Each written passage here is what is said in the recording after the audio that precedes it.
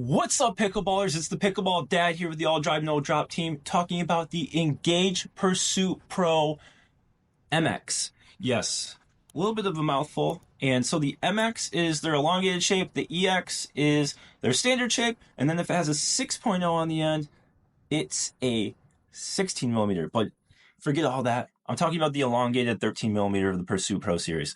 So, starts off at 260. You can get a discount if you go to just paddles. Drops it down to 234. They have 20% codes floating around. It goes to 208 if you go for the Engage site. And then they have a lot of sales from time to time for like blemish paddles, 50% off usually. So that's a great opportunity to look out for those. So, and they also have a lifetime warranty. And I've had experience with Engage in the past, and they have honored their lifetime warranty when I've had a cracked edge guard. So I've had good luck with dealing with Engage in the past. So this is a non-thermoformed paddle. It has perimeter edge foam, no edge foam in the handle. So it's like, can the non-thermoformed paddles keep up? That's kind of why I wanted to try this paddle out myself. And I've been liking the thinner core paddles lately. So I was like, hey, let's go with the 13 millimeter. I mean, don't get me wrong, I still like those 16. So let's jump into the specs and see how it played on the court. And should you buy it? That's why we're here, right? It's a fun paddle. I'm just gonna get that out of the way. It feels different than the paddles, the thermoform paddles out there. So if you're not really happy with those thermoform paddles and you're thinking back to yesteryear when you're playing with just, the raw carbon fiber paddle, then this could be an option. This series could be an option. Also, some people have said that they don't like the handle, like they can feel the exposed polymer in the grip. I like this grip. I think this overgrip is pretty good. I played with it. I never even put an overgrip on it. I really enjoyed this grip. So, goes to show we have different tastes. But let's jump into the specs. All right, let's run through these specs real quick. It is a T700 raw carbon face. It's not thermoformed.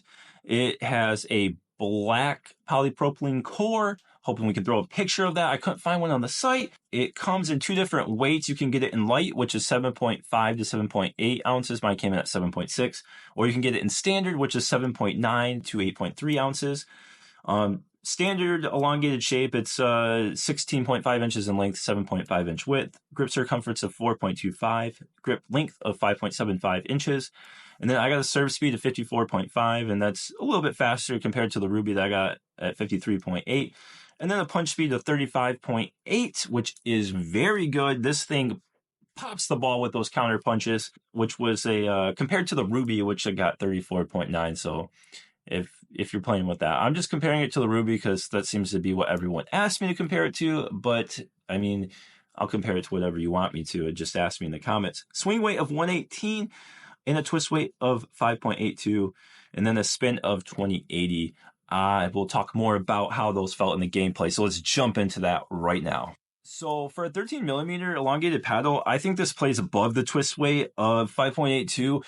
Really felt stable in my hands. I really didn't have too much issues blocking drives with it.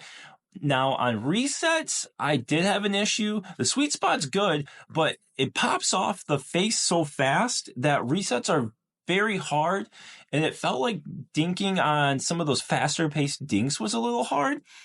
So that's where I struggled with the paddle the most. Where I had success with the paddle was anything that I could get a swinging power shot on. So serves, drives, overheads, very successful putting the ball away. Swinging volleys, oh my gosh. Swinging volleys were my favorite shot with this paddle.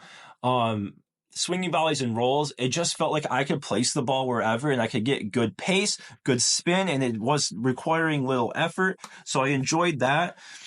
Flicks were pretty good with the paddle with a great pop. I didn't have to, I didn't have to create too much of my own power there. Let's see, what else were we talking about? I didn't think the swing weight at 118 was, it's starting to get up there, but it wasn't slowing me down. Usually you start getting past the 5.5 inch handle, and I feel like it kind of slows my hands down. But this one, I felt pretty good. I was winning hands battles just as much as I do with like my Volair Mach 2 Forza 14 millimeters. So I didn't feel like I was slowed down at all. And, I did enjoy the extra reach I get from the wide body going to this elongated. So, still up in the air whether I'm going to go back or not. and I didn't have any I didn't have any trouble finishing. With the power and pop that this paddle gets, which is great because it's not thermoform, so it's still showing that non-thermoform paddles can still get the job done. It's less stiff than the thermoform paddles. I mean, that the 16 millimeter one is less stiff than the 13. That's just usually how it goes. But I didn't feel like too much vibration feedback, so I enjoyed that aspect. These have a different feel than thermoform paddles. It feels a little softer on your arm, and I enjoyed that aspect of it. So that's all I have for the gameplay. Let's jump into the conclusion to see my recommendation on this. So should you buy the Engage Pursuit Pro MX or something else from the line? It's expensive, but there are deals out there. Like I said, you can go down to $234 if you use mine. If you use a different code, go to Engage, you get $208 or the sale, and you get the lifetime warranty. I mean, for me, obviously, I'm not really thinking about the lifetime warranties because, I'm trying so many paddles. But before I was reviewing, that lifetime warranty is actually what got me to go with Engage, because I really like the idea I could buy a paddle, and if it broke on me, something due to the manufacturing process, or I could go get a new paddle and I won't have to pay for it. And they did. My edge guard cracked and they fixed it for me. Gave me a new, well, they didn't fix it, but they gave me a new paddle. So they fixed the situation.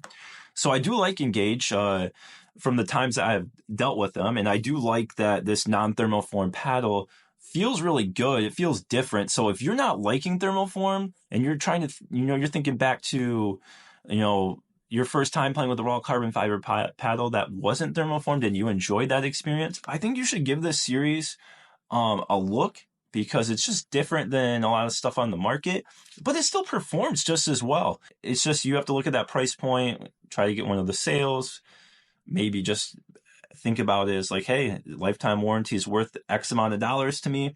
So at the end of the day, I do recommend the 13 millimeter if you're looking for a lot of pop, still good power. And then as far as the other models, haven't had a chance to hit with them, but a lot of reviews out on those ones. So that was my review on the Engage Pursuit Pro MX. If you enjoyed it, please like the video, subscribe, and then drop a comment. I'm always interested to hear what you're playing with, or if you've tried this specific Engage paddle, or maybe you tried a different one in the series. And thank you. Have a great rest of your day.